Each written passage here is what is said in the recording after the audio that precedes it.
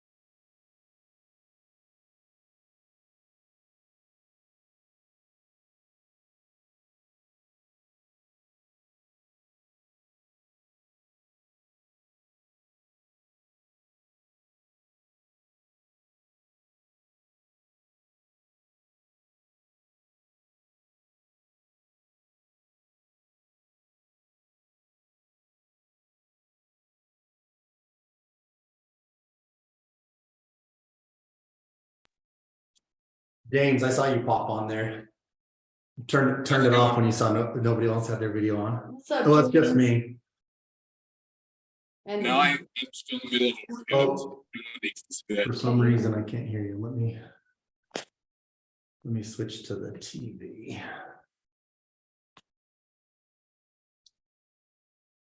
There you go. Say something again. Can you hear me now? Ah, yeah. Perfect. Yeah. Okay.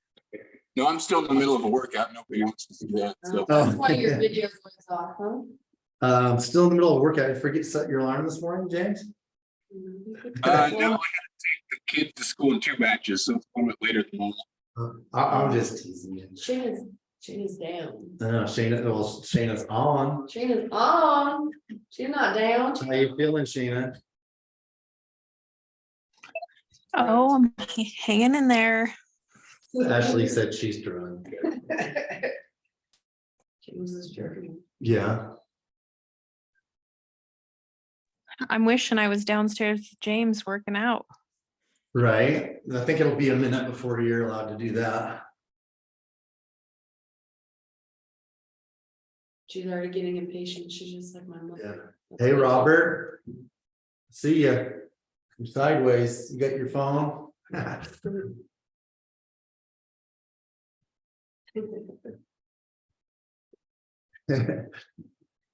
You gonna take us on a tour of your house, Robert?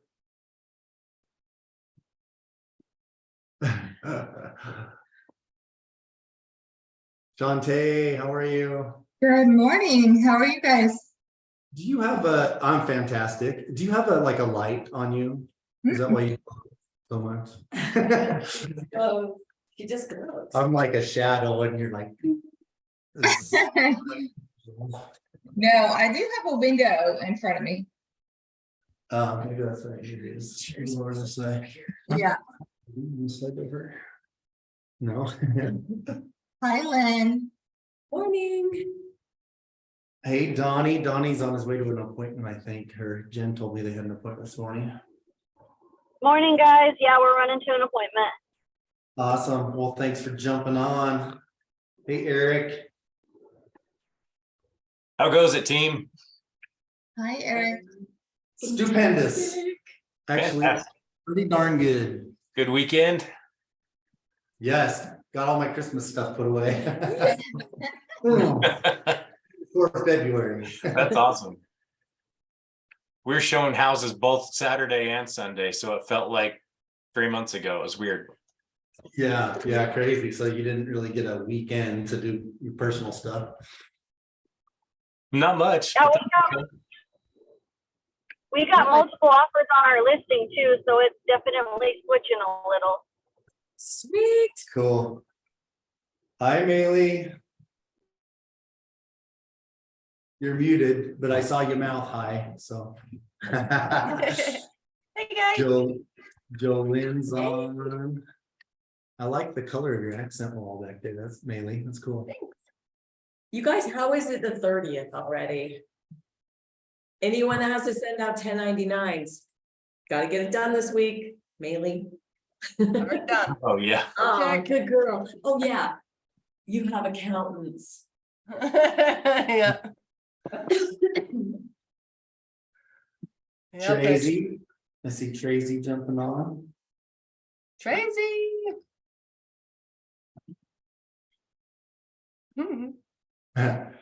I like when people turn their cameras and they don't know it's on.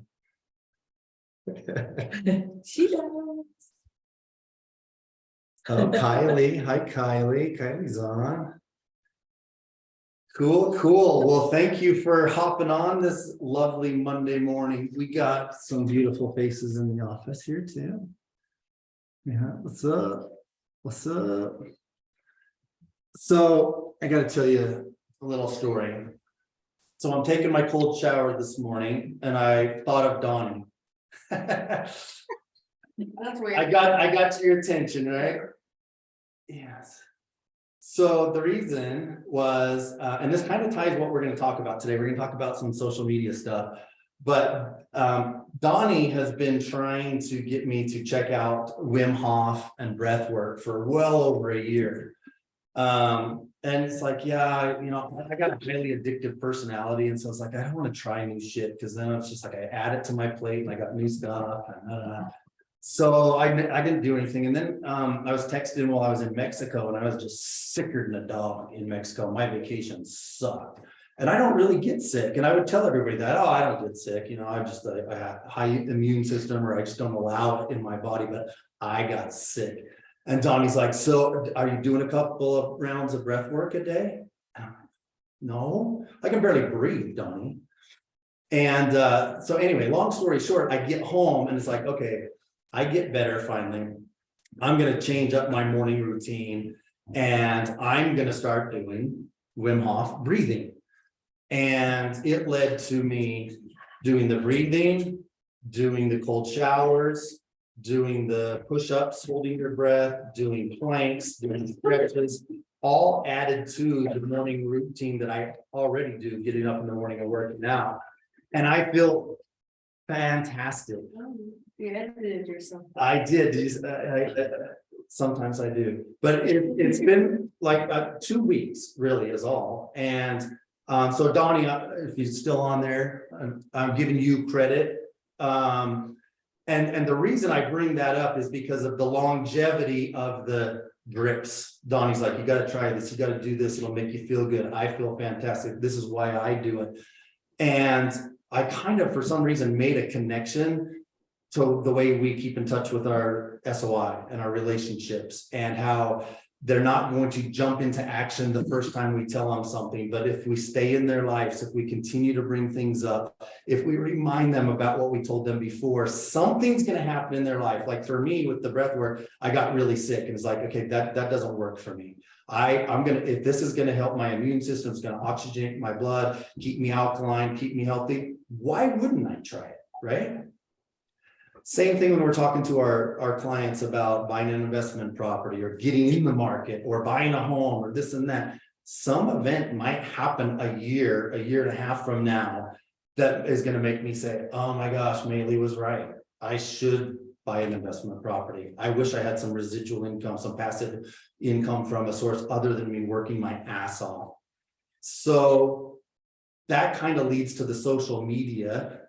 Kitty, thank you for kind of bringing up this topic last week on, hey, let's kind of have a topic because last week was amazing. I wish I would have recorded it. Last week we had a great conversation, great collaboration, input from all of you. It was a great discussion, but it was just kind of like whatever came up. So I got Maylee and I saw Sydney here. Where did we go? Is she still on there? Okay.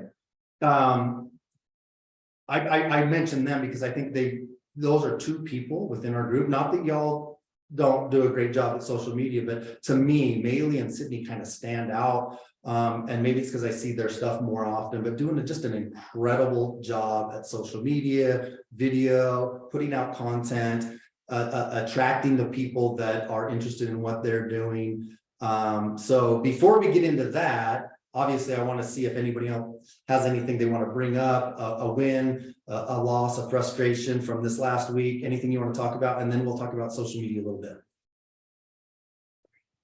I know. Okay, I'm done.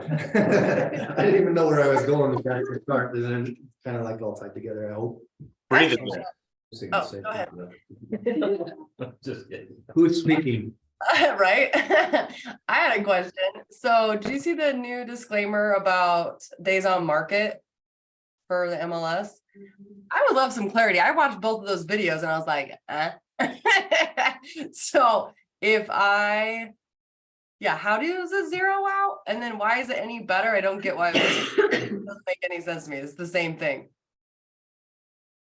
I can tell you what I did on the 3 that I had, that I have active no showings. Okay. And Sydney has one too. And we were kind of back and forth trying to talk about it. And I was texting the brokers and they weren't quite answering until I got on a phone call. And I was like, can I just withdraw it and then put it back on, or do I have to have them sign something? And she said, because I said, it makes no sense. I've got some of these have over 60 days. And if I put it back up, it's going to show the 60 days, but I was able to withdraw. So what I did is I made a remark. My clients I texted my clients and I explained, we can keep it the way it is, but then when we go back on, the days in the market are still going to show. But if I put you on withdrawn, you might have agents call you. And I don't know if you saw the stuff in Wasatch, but there's actually wholesalers that are going to people's stores as well. And our clients need to know not to sign contracts with people coming to their door, because active listings are actually having contracts signed with wholesalers, because the wholesalers aren't being integrous with what they're telling them they're doing. They're saying it's not a real contract, right? So I marked the MLS. So if you withdraw on that, so these are all my properties, so I don't have to sign off. I don't have to, right? Like, I don't care. Right. So if I withdraw, then what? If you withdraw, then after 30 days, it should reset to 0. So it has to be withdrawn for 30 days. At least 30 days. Okay. Yeah, I thought it used to be 60, but Yeah, I think it's 30 now. Like, wait, you could do it right away. That would be great, but 30 days is a long time to wait for it to Yeah. clear. Oh, it really is. But in my, for me, my clients don't want to go up till spring. And literally, we've already wasted 60 days being off. Different situation yours, Tracy. What about off market? Does that stop the DOM as well? Wait, is it? You're saying withdrawn, off market is still, Can I add to that? What you're oh, they asking, changed the Jeff? off market to the active with no show. Yeah, go ahead. Never mind. So if you do have it active with no show and then you reactivate it, it's technically paused when it's active with no show. And then if you were to reactivate it after, then your days still accumulate. But if you withdraw it and then you have to wait that 30-day period, it will start over. But basically the active with no show doesn't do shit. Yeah, okay. That's what I thought. I just wanted to verify because I was like, ooh, there's like a way here for me to, revamp for, because come March, right? That's when, obviously, hopefully, the market should pick up a little bit. But it's weird because all 4 of my listings have 3 or 4 showings, 5 showings a week. Yeah. It's interesting. It's picked up. It really has. Well, y'all know why they added that in there, the consecutive days in the market, because it used to just be days on the market. And if it went off, then it would reset to 0. And people would manipulate it just by ending a listing, relisting it, a new MLS number. But now it goes by the parcel number. If that property is listed, even if you change the MLS number and do a new listing, it's still been on the market until, like Lynn says, it's been off for a bit. And I mean, it is what it is, but if you look at the history of any property before they even did this, you could still tell, oh, it was all they did is change the MLS number. So it's no secret. It's not that great of a trick other than it resets people's hot sheets. So the only thing that's really concerning to me about it is that any of your pre-existing listings, if another agent goes and tries to take that listing when they know that it's going to be expiring, they can literally use that against you. I don't know if anyone saw that. That if they come in and they take over the listing, it starts over the days on the market here. That's crazy. Oh, wow. If a new agent takes it, then A it's. new brokerage, new agent. So it's not like we can just exchange within our brokerage. It has to be a new brokerage.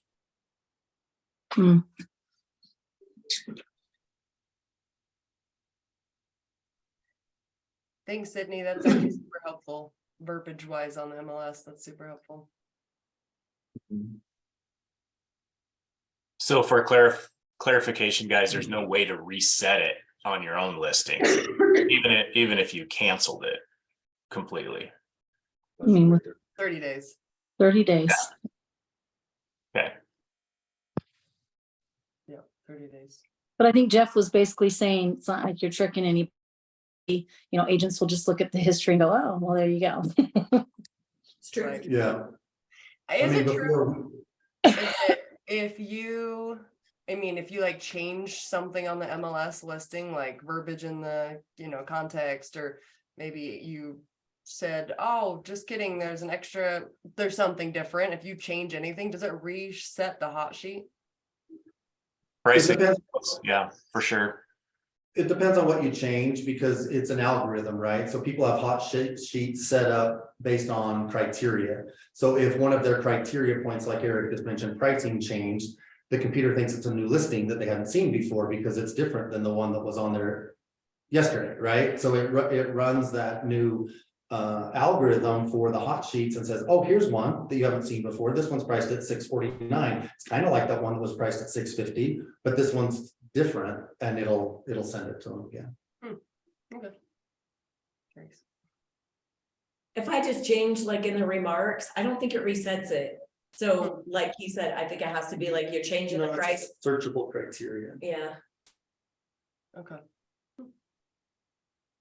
Good job. Yeah. Cool. Anybody else have anything they want to bring up with this group and look at all that great info we just got? Lynn, do you have anything to add about how things have been picking up on your listings? Well, Donnie and Jen just said that they had some offers on theirs. I've had multiple offers on mine, those that have gone under contract. And then had another great offer this weekend on another property. So to me, I do believe it's picked up quite a bit. Along, we talked about that last week, that over the last 2 weeks, but it's getting better. I don't know if everyone's experiencing that. Mainly you said that they're showing yours. I've got another one where people are looking at it constantly, but they're not putting. There's a caveat to that though. I mean, you've got to price a home correctly. Everything's not getting multiple offers and more looks and everything like that. But if the alignment is there between the price and condition and property, you're going to get looks. I mean, that's our job, is to coach our clients on what is the best price to come out of the gate. So you get that activity the first weekend, and then we're not talking about days on the market, right? And so price has to be compelling enough for the condition of the property, where it's located, what it is, compared to what else they're seeing. So we're talking about hot sheets, right? If your clients are looking at their hot sheet and there's 12 properties on there, they're sifting, they're sorting. They're not going to go see, hey, let's go see 12 properties. I got 12 on my list. They're going to say, what's my top 3? Because number 4 or 5 doesn't matter. Right. If 1, 2, or 3 is something that they can nab and get, because that's more in alignment with what they're looking for. And part of it's price, part of it's also, location and stuff. But we got to be top of that list. Not sure if this helps at all, but out of 9 properties that we set up on Friday for the weekend, 2 of them were under contract by the end of the weekend. Oh, wow. And ironically, those are the 2 they wanted to see the most, those 2. So good houses are still going, That. What was that? What price range? 550 to 600. Okay. Yeah. I Another have thing too, I was just gonna say on those hot sheets, definitely always set hot sheets up, because this couple are really good at finding their own houses, and everything's accessible easily for them and our buyers. But one of the ones we looked at was priced at $610 and they changed the price to $599. So it popped up as a new one on the hot sheet that they wouldn't have seen just by doing their own searches. Eventually they would have, but they saw it really quickly. So definitely do the hot sheets because of those changes in pricing can help you get some of those good ones right away. And for you newer agents, they're called listing alerts on the MLS now, just us old boys like Eric and I, they used to be called hot sheets, but we used to call them hot sheets. Yeah, I call I them can't hot. find it. Hot flashes for Terry and hot. And me too, they were all hot sheets. Me I too. got there's whatever Mexico sickness was. I had something to add. I was gonna talk on Shayna's behalf. She's just had surgery earlier this week and she's kind of drugged up. But James and Shayna have a buyer in Santaquin that just went under contract with DR Horton. It's not Dr. Horton. If anyone's wondering. It's DR Horton. Doesn't like my anyway, she has had like such a smooth experience with them. They're in Santaquin, and I guess her clients have or their clients have 60K in equity from the appraisal that came back. And Natasha, I don't know her last name, James, if you know, you could chime in. Natasha, the builder's agent, seller's agent, she was just awesome to work with.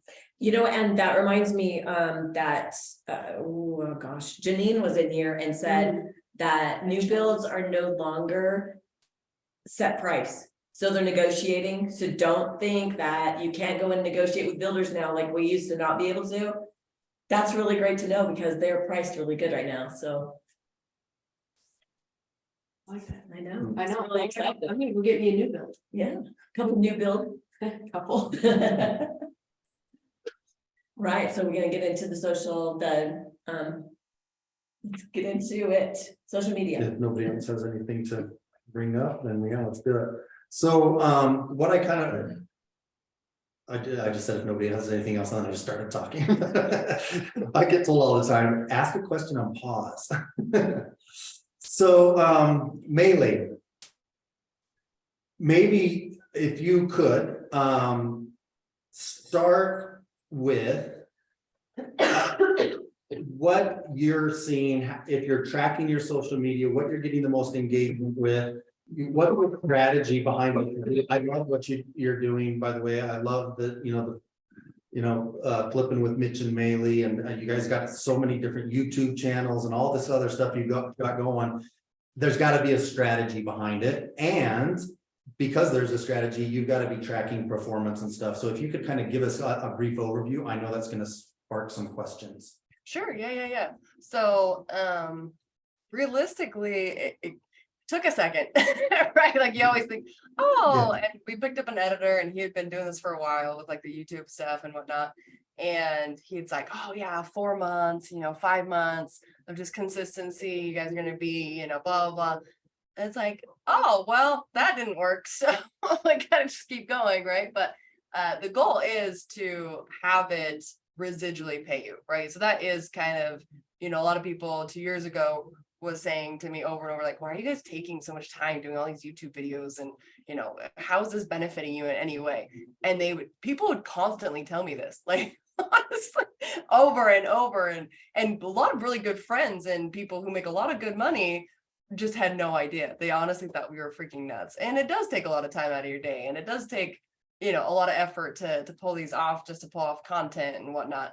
But now, just kidding, it does pay off, and it is just consistency. So we figured out an algorithm recently that really has changed everything. And basically it's just kind of, really recreate what other people are recreating. So instead of reinventing the wheel, essentially, just kind of whatever you see is like the top.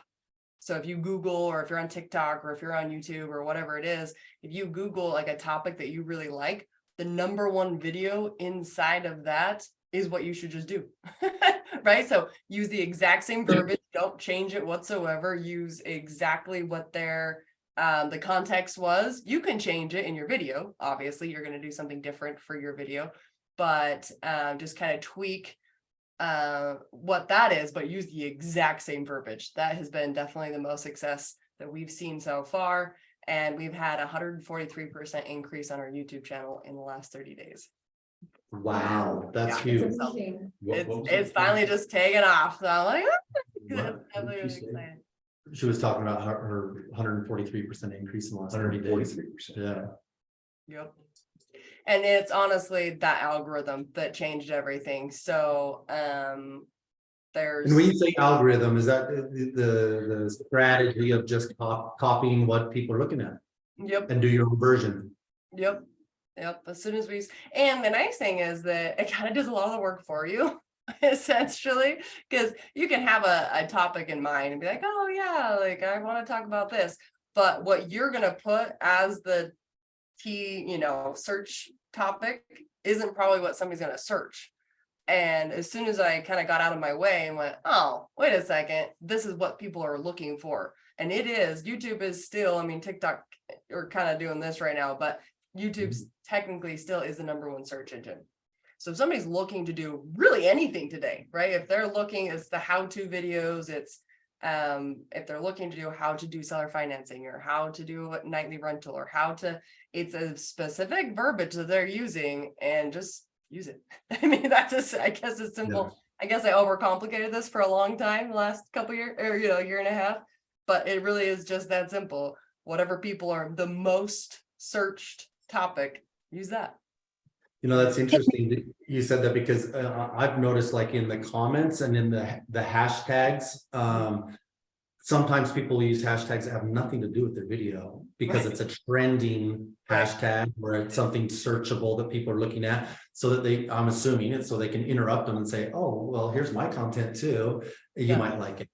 Yeah, totally. Interesting. That's definitely a strategy with like Instagram or, a TikTok, probably not so much with YouTube. Unfortunately, hashtags don't do anything on YouTube. They don't track that whatsoever. Just if anybody was trying to use them, it doesn't actually help in any way. So get rid of the hashtags on YouTube, but definitely Instagram and TikTok. So is that more Instagram and Facebook and TikTok then? Yeah. Gotcha. And not even really Facebook. I know that's, you can use them, right? And it can but they don't really track that either. They don't necessarily try and like push.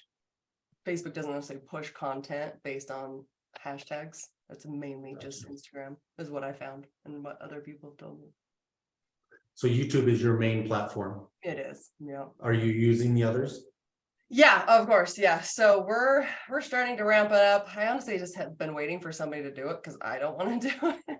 So something that probably would be very helpful to you guys. I hired a online virtual assistant. That's probably been the best thing that has ever happened to me. It's like, oh my gosh, where has she been my whole life? But it's Cyberbacker. And I can send you a link if you actually are interested in it. It'll give you like $500 off like your first thing. But for $800 a month, and it's only part-time, but she manages all my leads. She sends out a birthday message to every single contact that I have on Facebook. So if it's their birthday, she's sending out a, hey, happy birthday, from Mainly Real Estate. If you ever have concerns or you need to sell your house or whatever. Yeah, I don't even remember what it is, but it's cute and it's fun. It'll start an engaging conversation and I can kind of take it on from there. I've had actually the most success from just the birthday. Happy birthdays. So I'm like, oh, okay. But yeah, she's definitely been amazing, because for what I was paying before for all the things that she's doing, I was paying close to like $2,800 a month. And now I'm paying $800. Wow, now I can have 5 of her, right? Way to go. Yeah. Mary, I think Cyberbacker also offers a variety of different services as well. Yeah. So you can kind of pick and choose, I believe, what you want to use. Right. Yeah. You actually create exactly. That was Terry. Yeah, you can create an entire list of what you're looking for in your business, whatever that is. So in my business, right, it was lead gen management, and operations, and then it was social media management. And those are basically the two things that I was looking for, because those are all done virtually, right? Those aren't necessary. I don't need a personal assistant that's running. I have a different assistant for that, right? Running around properties and stuff. But that's been, I think, very helpful because I'm not having to create all the social media content, which is just a bore and a drag and not my thing. So find somebody that's better than you and hire them. Nice. Did you Leverage. say that was cyber hacker or backer? Backer. Backer. Cyber hacker. Don't go to cyber hacker. Yeah. I'll put it here. Amelie, just to add on what you said, something that I've been hearing a lot is that video is the number one way to build trust online with people. Mhm. Just wanted to add that in there. 'Cause And I think really- that's super interesting. Yeah, and really what I found, it's not even that you're gonna get, and I've talked to a lot of people now, like social media, like now YouTube is starting, social media people who are YouTubers are starting to reach out, we're starting to collaborate and things like that, which is really fun and very exciting. It's like, yes, next level, right? Like, here we go. But they, each one of them is very much that it's not necessarily that they get more business from the videos or being on social media or whatever, right? It's more so that if a friend did refer to me like, oh, hey, you should really use Maylee because she has this cool YouTube channel and she does this and this and this. They're like, oh, really? Let me check it out. They can go there and be like, oh, wow, like she obviously has a lot going on. She is an expert in her field. And if I'm looking for this, she does know the answer. Not necessarily, and then they will reach out to me because I'm credible, right? It's just credibility. That's pretty much what it does. It's not necessarily that I'm getting leads from it, right? I'm not getting like people reaching out on YouTube like, oh my gosh, do you list my house? No, don't have that. And I don't think I'm going to. That's, that so far what I've heard, from other YouTubers that are, crushing it even more so than I am, that's not really the case. They're not getting necessarily leads like that. So if you're hoping that would be the case, it's probably not. It's more so just that if they do hear your name or there's like, oh yeah, I've seen that, or, it just kind of keeps you on the forefront of their minds. I love that Yeah, you they said can that click with because- your personality too and the energy you put out. Right. They get me. Yeah.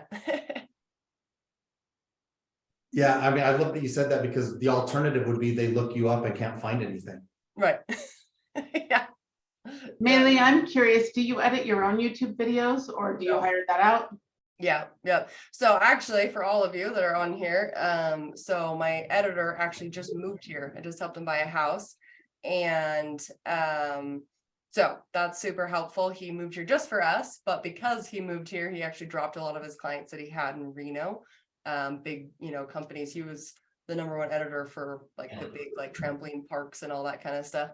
So he is available if anybody would like to have a conversation. He's the best. So let me know and I can get you his details. Will do. Yeah, we would love his contact info. Got it, I'm dude. curious, I'll just put it in the chat. That way you have it. do you pay per video, kind of give us an idea of what something Sure. like that runs? I would have no idea. I'd have him on. I just pay him, just monthly, like, hey, you're mine. This is what I need from you. But I mean, I pay him $4,000 a month and he edits, every video and anything that I need him to do pretty much. So it's like a retainer, right? So there's ways to do like that. And if it's a big product or a big, if you're like, hey, and he has something where like all encompassing, where he just managed everything. So all your social media, everything. I don't have him doing my social media right now. That's just because we're so busy pumping out content with YouTube right now. And so I'm having my cyberbacker do all the social media, like, the Facebook and stuff. But as far as YouTube goes, I don't know what he would charge. Actually, I have no idea. I would just have a personal conversation with him because onesies, twosies, I've never done that with him. So I don't really know. I do know that I had him edit a cool 2-minute video for like one of my properties and he charged like $100. So if that's helpful, just kind of understand like listing, and he does a really good job with your listing videos. Okay. So there was somebody that dropped here in the office that said that you recommended him, and he does video and tours, and he's actually going to I think either be a vendor or do a class here. Cool. Do you like them? I do. His name's Jared. He actually has multiple companies. So he services like Idaho and Colorado and in Nevada. And then he just is opening up Utah right now. We actually he came to an event we were just at Eric's event thing that we just had. He's fun. He brought his wife, super cute. They've done a really good job. He actually did 2 of my properties for free, so that's something you could probably leverage, because he's just trying to build his brand right now and build his credibility. So if you're looking for a really cheap, he'll probably, and it's actually cool the way he does stuff, because he'll do the whole video and he'll do the photos and stuff, but then what you get when you download his information, it has like all your open house signs or open house flyers and all your social media, and he just does it all for you, and then you can edit whatever you want. It's just like a program that kind of just is built in from your listing photos that you took. So it is actually clever what you get with it. Doesn't mean you'll use it, but I thought it was pretty cool. But yeah, you had a question. Jeff, I've got a question for mainly, this is Terry, quick question for you. Yeah. When you think about the buckets or the categories of things that you would do on a YouTube video, I mean, what would those be? And what I mean by that is like just listed, just sold, are there others that you would bucket those into? So what categories would I do YouTube videos about? Yes, correct. Yeah, your Okay. video topics. What are you doing the videos about? Kind of where do they fall in the buckets? Yeah. So we actually have 5 different types of videos. So we're kind of unique in the sense of like, we're just kind of like, we cover all the bases. So we have Flippin' Nightmares, which is hilarious. And it's literally anything and everything that you think of as an investor that's going to go wrong. Like that's what we talk about. And it's pretty great. We probably had the most success on that one. People love train wrecks. Like they just do. So if you're vulnerable and you're honest, I love drama. right? People do, they love them. And so if you're vulnerable and you're honest and willing to share the ugly, right? That is actually what people seem to be drawn towards the most, I've found. And like it or not, and it doesn't feel sometimes because like I don't want to admit this, like I should have known this, or I should have remembered this the first time it happened. Now it's happened again. Oh no, right? So people do love those. And then we have Flippin' Education, so they're just educational videos. Those ones are really short. They're like 6 minutes, 4 to 6 minutes, and they're just basically like seller financing was the last topic we just did. How to buy a house without no money and no credit. How do you do that? Right? Like weird topics like that seem to get people to be like intrigued. Like, how the heck would you buy a house with no money and no credit? Good question. Why would you want to buy a house if you have no money and no credit? So let's talk through that, right? So and then we have any kind of how-to topic then basically. Right. Yep. So those are really successful. And partly that's kind of what I was going back to earlier, which is YouTube is the #1 search engine. So if they're figuring out how to do something, they're going to YouTube to figure out how to do whatever that is. So if they're like, oh my gosh, I need to figure out how to buy a house, but I have no money. Bing, bing, bing. Here you go. Right. Like that's what's going to pop up. Or if I want to, the new one that I just filmed is how to use your DUNS number.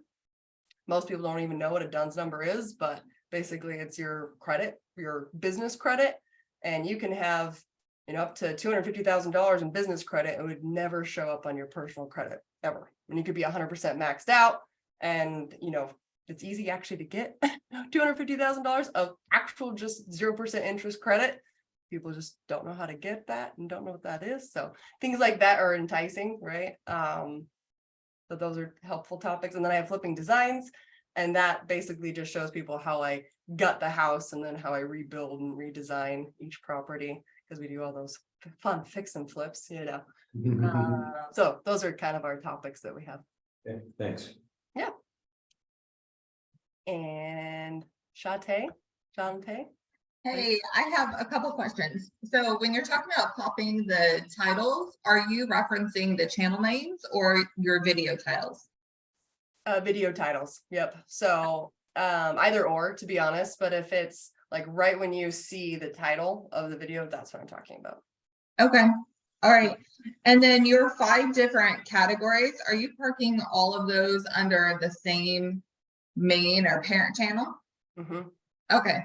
So we have different playlists. So if you go to, actually, everyone, this is how you do this too. Anytime you're talking or speaking or you're any engagement, you have a cute little QR code that you just basically say, hey, look at my channel. And then, so that's super helpful. So if you go here and you're like, hey, here's flipping designs, right? Scan that guy. There you go, everybody. Scan. I've got it. And then you can subscribe, ring the bell, and then hey, now you'll be permanently on our channel, which would be fun. And you can ask me questions on the channel too. So don't feel like, this is your only access to me or whatever. Feel free to chat too. Like if you have questions on a specific video, like why would you even share this information? This isn't helpful or whatever it is. All of it is something that I do think, something I learned early. So one of my husband's best friends is, he has 60 million followers. Like he's just, right. He's taken, YouTube to a whole new level. Yeah. He's making residually from YouTube, $80,000 a month. Wow. Not sponsors, not, not including anything else that he gets. And he gets everything free. Like everything just gets sent to his house free, right? It's like, oh my gosh, I can't wait, right? You just feel it too. It's coming. But that is funny that, for him, he's like bad, if you're sending bad things, like all the chats and stuff like that, he's like, I leave them because it doesn't matter that if somebody likes the video, because they're not. Right? Half of people are not gonna like your video, it's fine. And then the other half of people might like your video. And then some people might love your video. But unfortunately, it's all the people who are the haters that are chatting usually, right? And so I get so much hate is the truth. And you know what? I had to just realize, one, I don't read them anymore. Like I just not. And then if there's legit questions, then I'll answer them. So it's engagement though, huh? Yeah, exactly. It's the algorithm, and that's all they look for is engagement. So whether it's good or bad, I guess it's fine. Well, I love that you shared your QR code too, because I think that's one way we can support each other as a team. Is actually like if we all go check out your YouTube page and just add a few comments, like even if it's like that would be super hot, like right. whatever. Yeah. We can comment whatever we want, but it will add engagement, which then will attract more people. And I think if we're all putting energy towards each other's things, we're just going to attract more people that way. Yeah, I love that. And if you guys start creating your own content or whatever, share it with me. I'd love to, help in any way I can. Any more questions?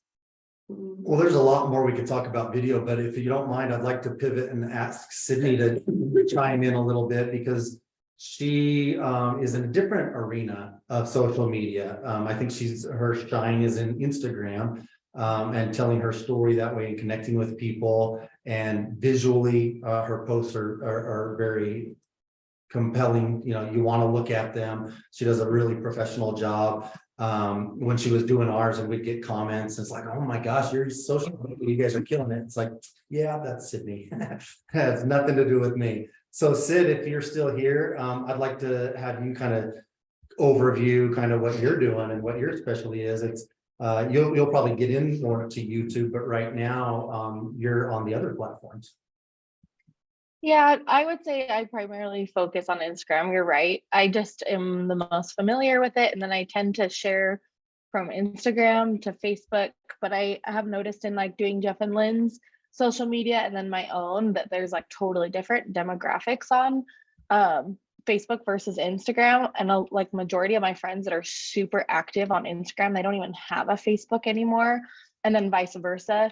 I would say some of like the older friends or like family friends that I have are way more active on Facebook and then don't have an Instagram.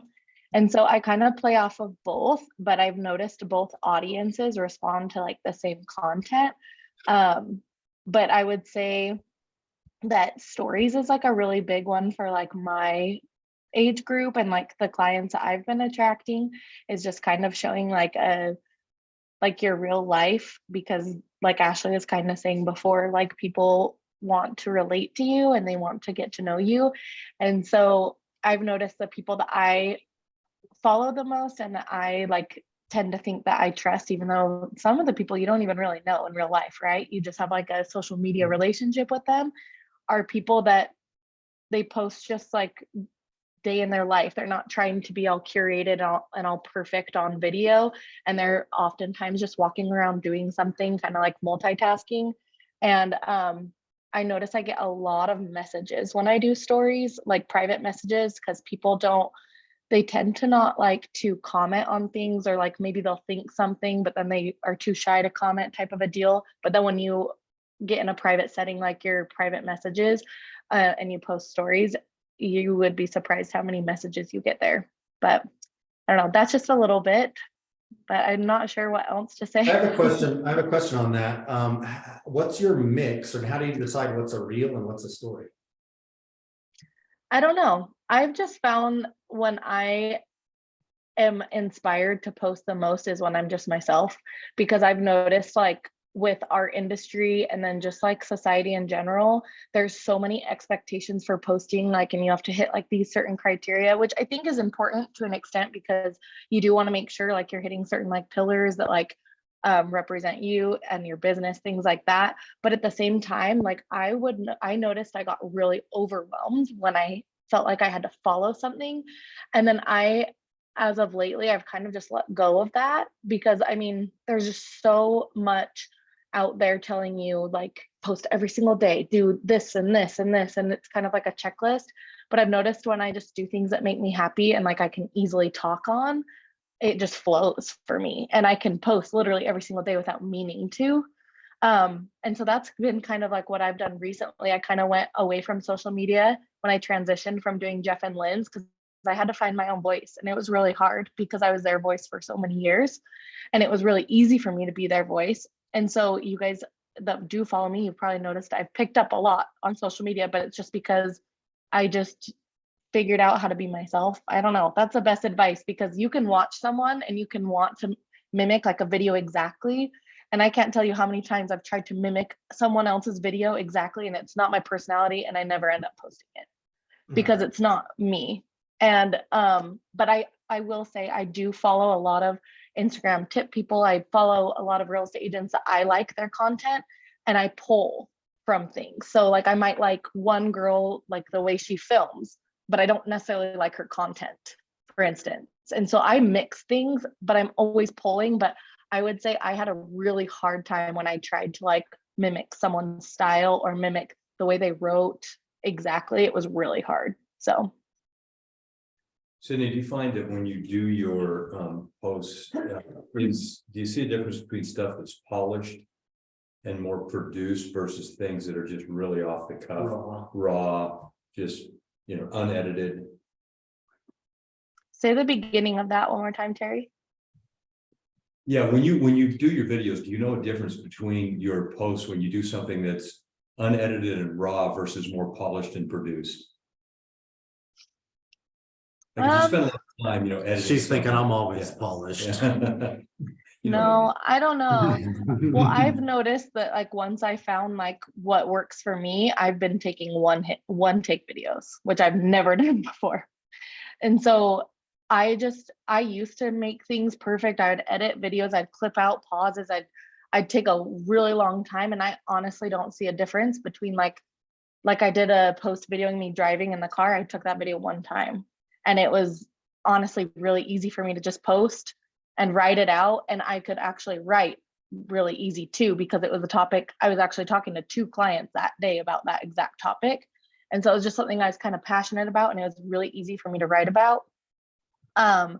But yeah, I mean, I've been on both sides of that, Terry, and I don't see really a difference, because I mean, for my demographic and the clients I'm attracting seem to be kind of my age group. And I feel like I'm seeing a wave of people not wanting to see the perfect polished anymore. They want to see real life. So Yeah, and that was part of the reason I asked the questions, because my gut says that people like real versus produced. Just comes across more authentic. yeah, I mean, people do both, and I think people have success with both. But honestly, I would just say my biggest piece of advice with social media is just to find something that works for you, because what other people do, it won't always work for you. Even if it looks really easy or really nice and you really are attracted to it, like take what you can from it and do your own thing, and you'll be so much faster. Like I can't tell you how much faster I am at my social media than I was at Jeff and Lynn's. Nice, nice. I like how you said a couple of people asked you that question that day. And so how you would answer the question, you're not going to answer like if Nikki asked me a question, I'm not going to answer and say, scratch that. Let me do it again. Let me start over. Because I didn't like that take, right? You're doing that one take, it's conversational. Or if you pretend like you're talking to somebody and answering a question, how would you normally answer that question? Hopefully you're studying your craft, you know a topic. And like Sydney says, I speak about things I know about. It just comes natural. I can just blurt it out. And so it should only be one take, because even we're here talking on Zoom, nobody's really editing each other's performance and saying, oh, I can't believe she had to stop for a minute and think about what she was saying and then continue. And you know what I mean? So I love that. One take done. It makes you actually probably follow through too. I will say though that it took me a really long time to get here. I mean, I did Jeff and Lynn's social media for 6 years, almost 6 years. And it took me a really long time to get to where I am now. So don't feel like you have to do the one take thing and like beat yourself up over that, because I used to like hate seeing myself on video, and I like would get a different voice. I mean, Jeff can attest to that. Like, and it was really hard for me to do that. And then, I mean, it's like it's a process, and it will be trial and error to see what you like and what you don't like. And that's okay. And you just get yourself out there and get some posts out there. And then you'll notice like too, if you get certain engagement from others, it will kind of inspire you to post more. Or if you like have like a private message from someone that's like, oh my gosh, I didn't know that. Like I have this question, we're looking to buy type of a deal, that will inspire you to post more. Something I was thinking of though, when Jeff was talking to, is that I will say that take inspiration from your clients. Like if you are out there and you're working and there is a situation that, like one that popped up for me the other day, and I have a post written out about this too, is that people just don't know they can get home inspections on new construction. They just don't know they can get like a third party inspection. And I was going through this exact situation a few months ago with a client, and like just little things like that, like pull that itself, and that's a post just right there. Just, hey, did you know? Kind of like what we were talking about with me, like, did you know posts are really helpful, because it I think helps with your credibility and shows people that you know what you're doing without necessarily having to post all the time, like just closed, just sold, just listed, because people don't want to see that. I don't find anymore as much. Like I think it's important to get those out there. But I mean, think of real estate agents and what sets them apart. Like people don't necessarily care how much you sold that year. Like from a client perspective, if you're trying to attract clients, maybe if you're trying to attract rev share, maybe they're like, wow, they're a producer, you know, so think of your audience too. Sydney, do you find shorter is better than longer? It depends on what you're talking about, because I've noticed that some people do watch full videos. It just depends on, you got to pique their interest at the beginning. But I try and keep my long form videos under 2 minutes, and then obviously fast is good too. But I've noticed that people comment on the very last scene of my longer videos, and that shows me they're watching them. So Terry, one thing I want to say to a lot of your questions is I think it all depends on who you're marketing to and your avatar on who you're marketing to. So I always think about it like with Sydney, when she was doing Jeff and Lynn's marketing, it was a lot harder for her because she's trying to market to people that are like Jeff and Lynn. But when she's marketing to people who are her, it comes naturally and it's easy. It's almost like, well, this is too easy, because you're just marketing to people that are like you. So whatever you're attracted to, if you like long detailed videos, do the long detailed videos. It's more of who you are and who the type of people you attract to you. It's like Maylee said, half the people aren't going to like you anyway. Yeah. They're just Don't not going to connect with you. to. So be you and connect with people that are like you and forget the rest.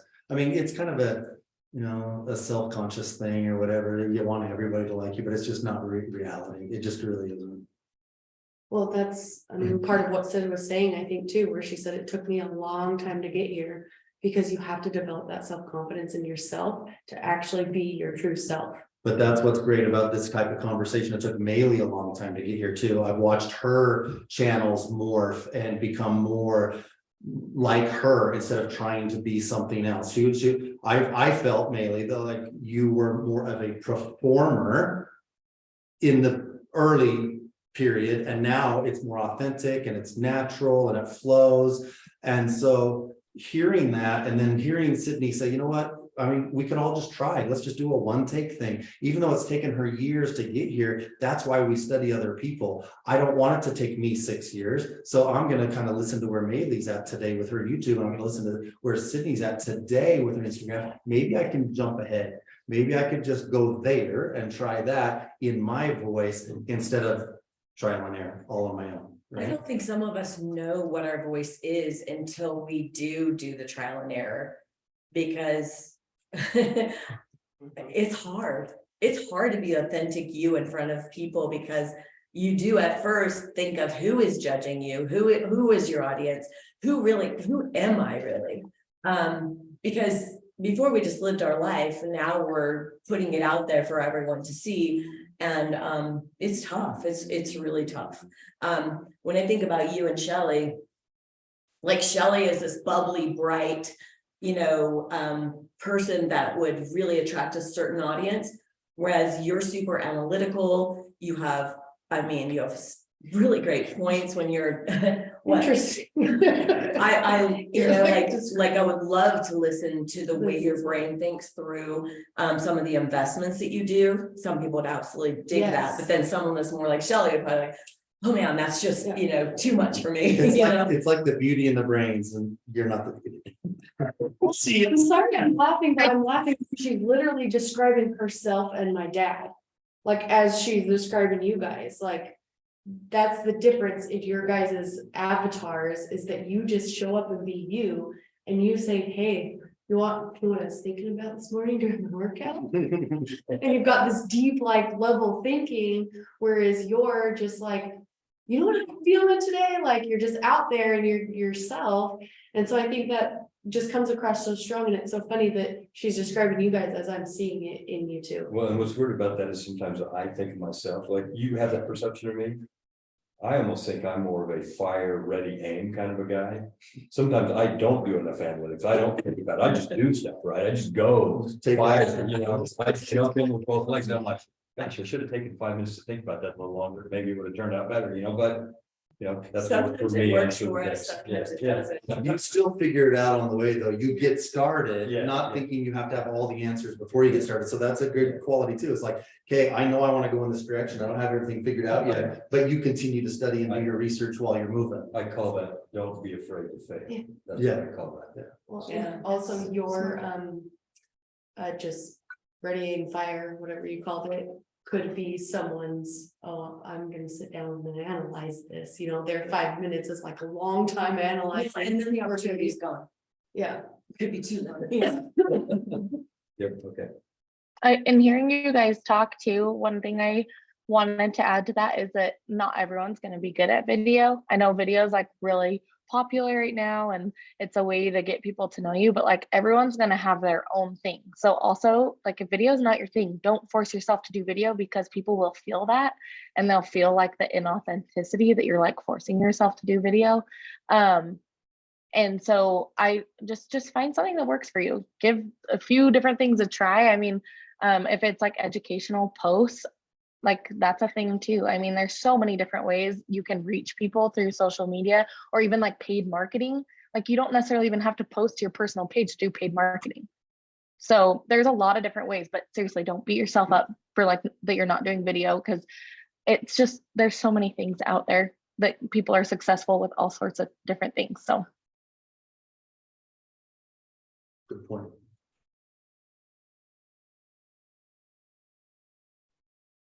Somebody had a question in the chat. Trying to let someone else talk. Myself up.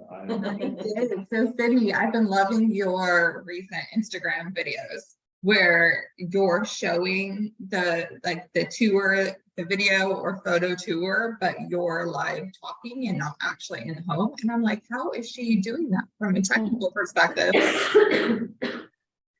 I can tell you. So I make a video first, like through an app. I use Splice. I pay the monthly subscription for that. And you can just basically add videos together. So I'll like screen record like a listing is I know which one you're talking about. So like Zillow or like homes.com, they have like a really good like scrollable where you can see like all the pictures stacked. And I'll screen record something, and then there's a filter on Instagram stories. It's a green screen, and you can actually upload a video in the background that plays well you video like yourself. And what I really like about that is that, have you ever like followed, I mean, Shantae, you can probably really speak to this, but do you follow like design pages and stuff and you have no idea who the creator is, but you love their content, you love their style, and then every once in a while like the actual person behind the account pops up and you scroll right past because you just don't know who they are? So that's something I've paid attention to, and like pages that I like, that I want people to like see my face with my content. So when they see my style, they're like, oh, that's Sydney. And then they kind of associate, like when information goes out, like that's Sydney. And so that's something I've just noticed in like following accounts and like dissecting accounts and what I like and what I've noticed. But I really noticed that in the real estate world is sometimes real estate agents have like really good content, but you have no idea who is behind it. So yeah, it sounds a little like technical and complicated. Like I want to pay somebody else to do it. It is kind of complicated, and if I were to show you like how I do it, I'm like, I need to figure out an easier way to do this. But yeah, as of right now, like Instagram lets you record a little bit longer stories, and so I'll record it, I'll try and make it short, but then I have to then piece together those videos from the stories in an app to make them one video. So it's a workaround for sessions with you. Let's do it. Does the cyber, is that what Maylee was talking about on the cyber director stuff? They can do some of that stuff for you, Maylee? Is that what you're saying? Yeah, they do editing, yeah. Yeah, so something too that's really cool is once you come up with like exactly what you're wanting him to do. So for instance, at 11:30 today, my cyberbacker, her name's Isa, and they're all from the Philippines. And something that was really important to me was, that they spoke English very well, just because she will be reaching out to my clients. She's going to be doing a lot of follow-up, and I needed, somebody that could speak good English to represent my brand. And that was unfortunately really important. And so that's something that you can make, very clear a part of the process. And then you have a bunch of line items, but like today she's learning how to do CMAs for all of my addresses. So she's going to be sending out 10 CMAs and she's doing all my newsletters. So once a month she does a newsletter, and then she'll be mailing those out every week. Things like that. She absolutely, they can absolutely do, but they actually will take whatever your requirements are of like a software that they need to learn. So if it's CapCut, if it's whatever the different, software that she just mentioned, Splice, that could be one, whatever the tech, whatever the app or whatever you're supposed to be, you want them to be using, you put that on the list. They have 2 weeks of training before you even get started with them. So before you pay them as well. So you sign the contract and it is a 1-year agreement. But for those 2 weeks, they're actually going, it's like 8 hours a day that they're doing training on how to do exactly what you need them to do. So pretty cool. Well, And why did you choose to go with cyberbacker versus just finding someone off of Upwork or? Yeah, just the quality. I mean, I don't know if you've ever worked with Philippines before, but they know how to work, and their commitment level to get whatever you need done is not something that I find here in America. And I will say that all day long. It's, for instance, Isa had, there was a huge hurricane last week. And so there was no power whatsoever in her area. And she took a train 4 hours to get to my Zoom call. Didn't even ask like if she could take the day off or like that she could. No, there wasn't even like she took a train 4 hours away to get power so she could be on our Zoom call. Like the commitment is just what? like, okay, thank you, but could have said something like you can have a day, you know. So Love it. yeah. Hello. Hello. Hey, Robert. Hello. Yes, you need to look for Maxwell and Facebook. He opened one brand new one of those central you can hire in Egypt for $7 per hour and good English. And that was Maxwell.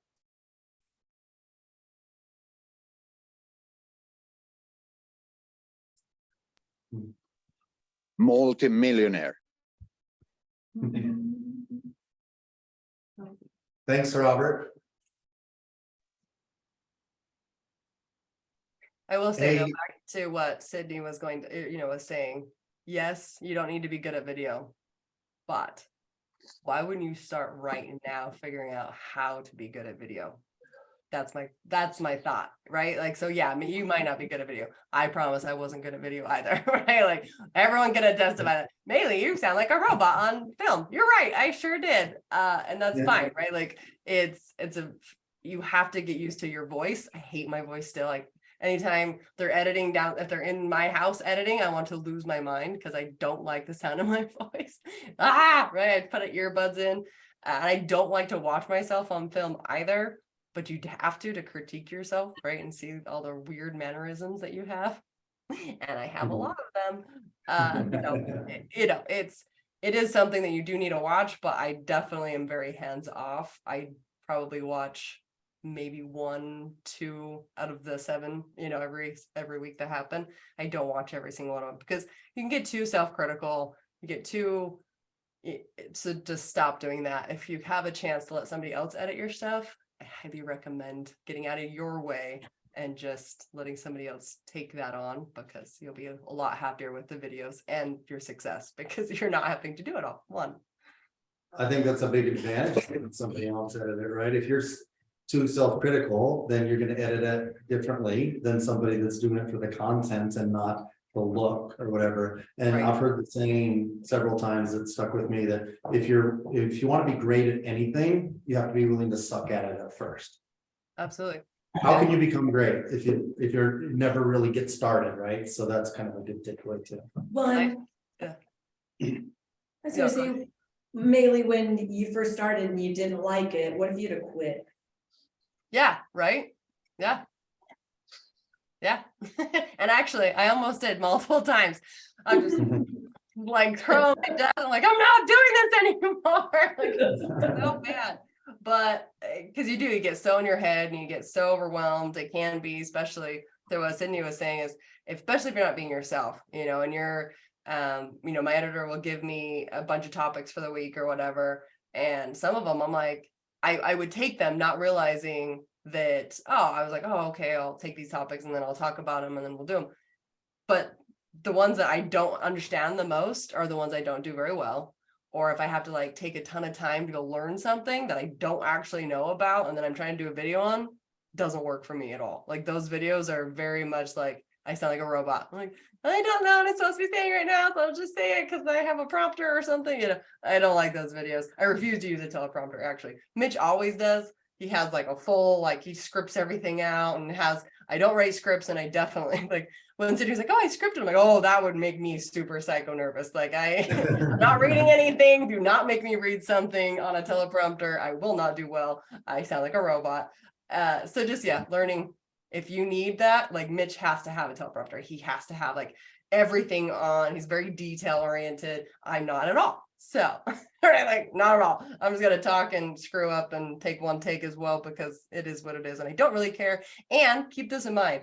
If you're going to do a ton of videos, are the videos that you're doing up front ever going to be seen again? Probably not. They get buried hard. I mean, nobody's going to go back and watch the videos before, right? My old videos, nobody's gonna go back and watch those. I definitely wouldn't. And so know that too is just fell fast because as soon as you get to 100 videos, those videos in the back, no one's going back to watch. No one.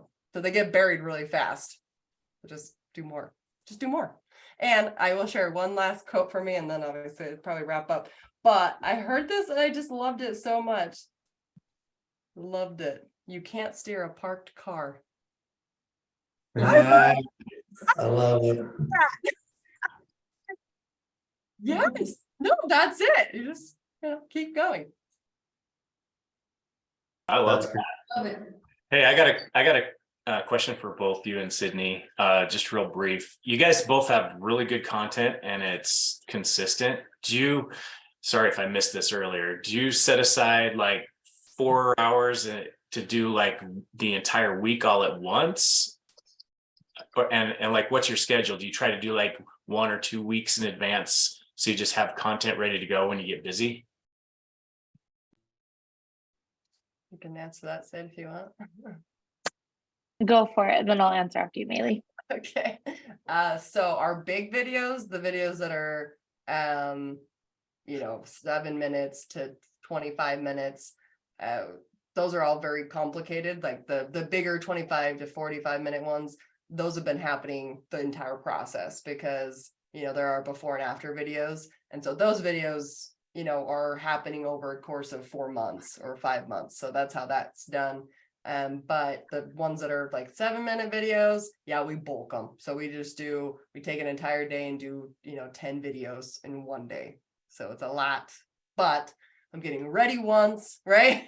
I'm getting prepared. I get the office all ready. I get the set ready. I get everything ready once, and I'm blocked out that time anyway. And you just burn through the content.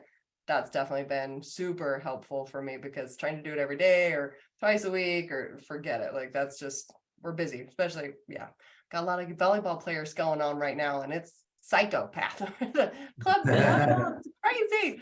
But like the social media stuff, I'm curious what you have to say about this, Sid, because for me, I feel like it's right then, like when I think about it, I just do it. Because then it's like, you just, ready and fire, just go. Like, don't overcomplicate it. Just, if you're thinking about something like, oh, that's a really good question, like I should do a video. The social media stuff I try and do very much like right there on the spot live. But I don't know if that helps. No, I would actually agree with that. For me, like what's been working for me is, so I have just like the notes app. I use it for a lot of different things, but it like goes on my MacBook too.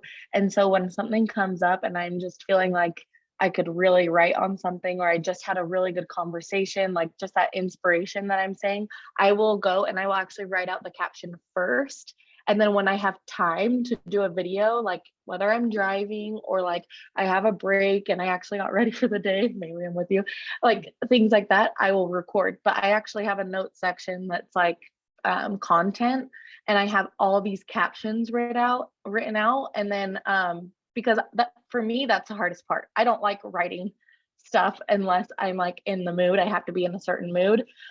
Recording is actually a little bit easier for me at this point. And so, but I do have like built out content. But when I did try and do a content calendar, I would just beat myself up because I mean, you have like no clients to having like 3 at one time type of a deal. And you really, it's hard to fit things in on a calendar when we have like such a reactive business sometimes. So.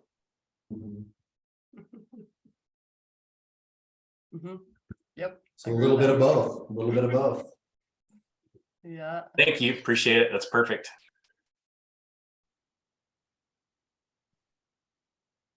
Very helpful from both of you. Thank you.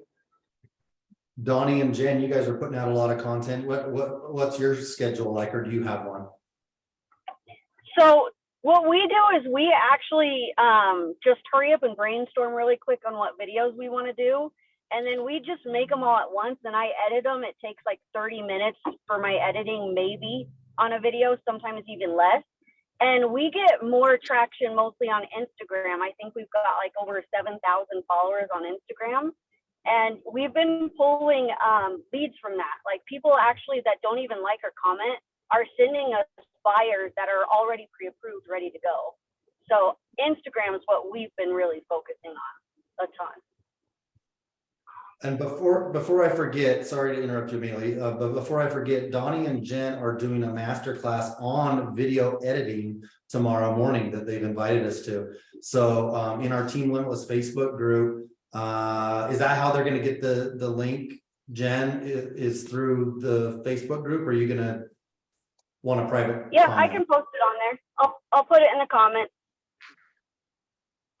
Awesome. I appreciate you sharing that with all of us. So that's at 9 a.m. Mountain Time on Zoom. If you guys are going to be here at the office, or are you going to be at home doing it? We're going to be at the office. Okay. So if you're local, you could attend either way. I'm looking forward to that. So just want to get that out there. Good job on the Wim Hof, my friend. Thank you. I told Jeff, or I brought it to light that he's been doing cold therapy his whole life because he wears flip-flops and t-shirts in winter. Yeah. He's been preparing already. I have been prepping a little bit, yeah. I just like, it hit me. One last thing I wanted to say, I've always been the team captain, right? So I'm gonna challenge everybody to go and check out everyone's social pages. So go look at the Reigns team, go look at Sydney's page, go look at Maylee's page, add some comments, or if you have questions pop up, ask them questions. Let's get some engagement on each other's things and support each other. And I think that will help us boost some momentum. Love it. I love that. And for each like or comment we get, I will give it back to you. So anybody that goes to our pages, I will totally support you as well. And I think we should put everybody's stuff in the Facebook group. Just do like a whole line of your Instagram, YouTube, Facebook, all of that. I will like and what? I was just gonna say, I can start that. I'll go into Team Limitless and I'll start a thread. Just thread, yeah.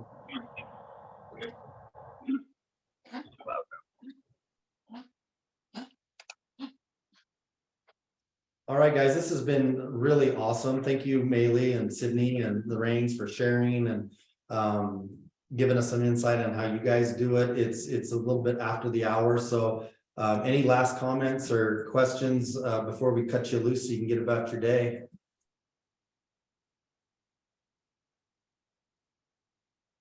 All righty. Thanks, guys. I appreciate you. Thanks for all the shares. See you tomorrow morning on the Reigns training. See you guys.